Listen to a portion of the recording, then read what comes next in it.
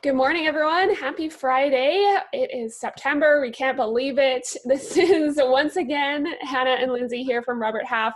We are your friendly Edmonton recruiters, and we are here with some exciting news. September is an exciting time in our business. Robert Half does release our salary guides in September, and so we are so excited to chat about what those are, why it matters, and what info is in those and how to get your hands on them. So I'm going to hop right over and let Lindsay kick it off. Yeah, so kind of first of all, what is a salary guide? If you're kind of a client of ours, I'm sure you've seen them over the years, but to kind of, introduce them to anybody who has not seen one, it's a bunch of data that we have collected over the past previous fiscal year in certain positions that a lot of employers look for.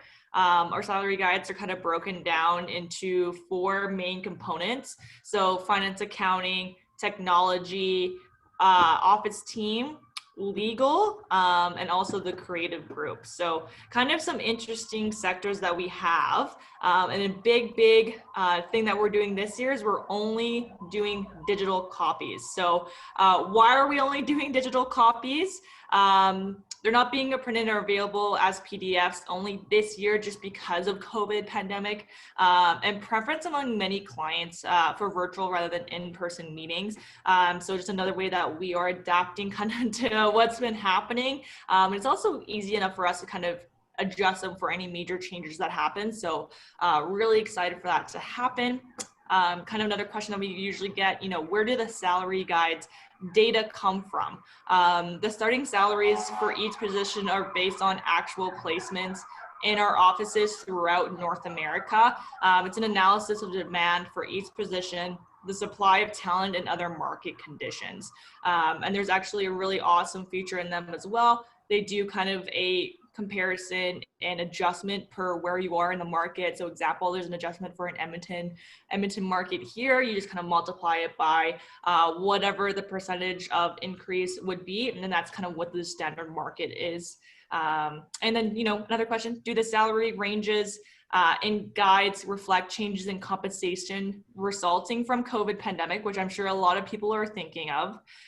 So when we were compiling the salary ranges, we examined placements made by our staffing professionals before and during the pandemic. So we definitely took into considerations the adjustments in market. But again, kind of what me and Hannah have been saying, we really haven't seen a major change kind of in the kind of demand salary and what people were paying out for those kind of positions. So it's going to be also interesting to see where that compares to for last year, just all over Canada. And what are the salaries listed in percentiles? So the way we kind of break down our salary guides is different percentiles. Before we used to just give kind of a range, and we got a feedback from our clients just saying our range was a little bit too big, or it just doesn't help them in terms of kind of experience level. So entry to kind of intermediate to that, most experience. So we kind of have four percentiles, 25, 50, 75, and obviously up. So just kind of clients again told us they just didn't want to see the high and lows of the average starting salary for a position, but also the amount of salary it would take to attract candidates at various levels of experience, expertise, and market demand. So that's kind of how we created that area. And kind of leading off on that, I will hand it back over to Hannah, kind of to chat about the technology specific salary guide for finance and accounting. We are releasing them September 14th, so stay aware. And if you kind of want to go through it, make sure you're kind of booking us for meetings. Yeah, absolutely. And technology dropped, I think, yesterday, which is very exciting. I've been keeping my eye on it, done some studying on it over the last day or so. And it turns out that in Edmonton, we're at about plus 1.5% over the Canadian average. So it was actually like 2.2% last year. So it has come down 0.7 compared to average. So either the average has come up a little bit and we've stayed the same, or we've come down by 0.7%. So not a huge change on what last year looked like. So kind of to talk to what Lindsay was mentioning there. So yes, we are really excited. The salary guides this year contain some really, really valuable information, obviously taken from all of North America, just trends in response to COVID. I'm sure none of you, again, are surprised that this is what is in there, but there's some really interesting things around just the top 10 changes in business, in the workplace caused by COVID. So an interesting one is increased volume of communication was the greatest change. experienced, but we've got 10 other really interesting changes that you can check out in the salary guide this year. Top retention concerns. So they've surveyed, why are people concerned about maintaining their great staff? Why are they concerned about keeping people who are highly valued on their teams? There's some really interesting talking points around that, and just things for you to be aware of. And if you're not thinking about them, probably things to think about. I posted earlier today on LinkedIn that obviously workplace culture right now and employee morale is really critical heading into winter, especially. That can be challenging in Alberta, in Canada as well.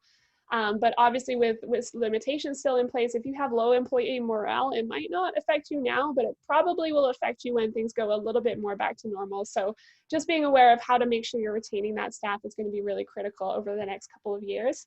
Of course, in-demand skill sets, in-demand positions, and in-demand technologies. So trends in all of those areas is in the salary guide.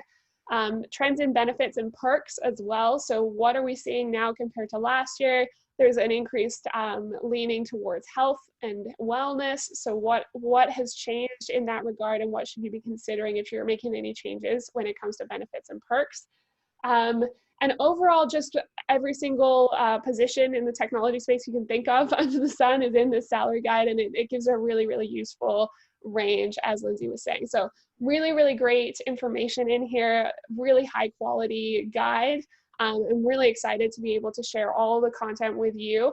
All you need to do to get this in your hands is just reach out to one of us, and we'll set up a time to chat with you about it, or any member of our team if you're working with any of our finance and accounting, our office team division, or of course our technology teams. We're all here to help guide you through those and help with your strategy as we head into 2021, because it is coming really fast. So to help you, so let us know if you want to see the salary guide, or if we can help you in any other way over the next few weeks. Talk to you soon, guys. Bye, guys.